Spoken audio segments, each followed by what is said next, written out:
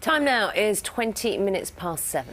As we've been hearing this morning, 9 people have been shot dead in an attack at one of the oldest African-American churches in the southern United States. Police are searching for a white gunman who opened fire at the Emmanuel Church in Charleston. The city's police chief has described the attack as a hate crime.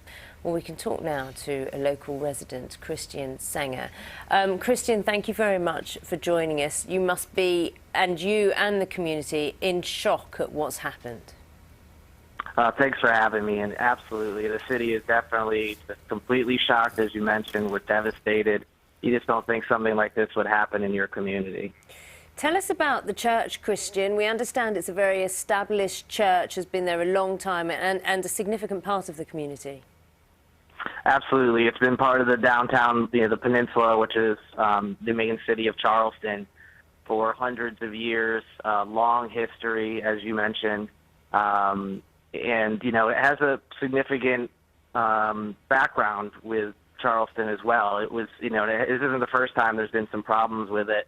The church was actually burned down as well back in the 1800s for similar, something that was racially motivated as well.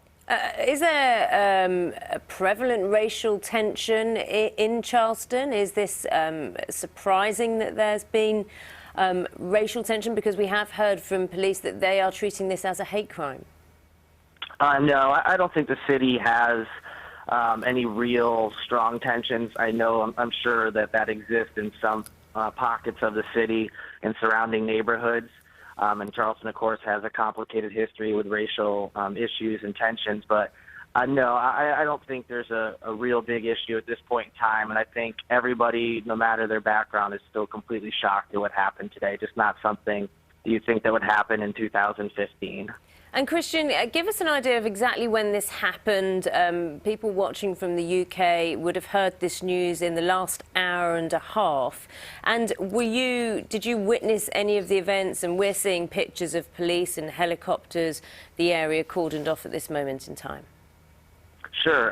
For perspective, it's about 2:20 in the morning here in Charleston, and it happened at about 9 p.m. is when the shooting occurred our time. It started to get out in the community probably half an hour to 45 minutes after that, and police activity really picked up throughout the peninsula, within the hour. I live about a mile from where the shooting occurred, and within an hour, a helicopter was constantly flying around my apartment for the next 3 hours or so. It would go from my area of town back town towards where the shooting was, and like I said, it flew around for a good 3 hours.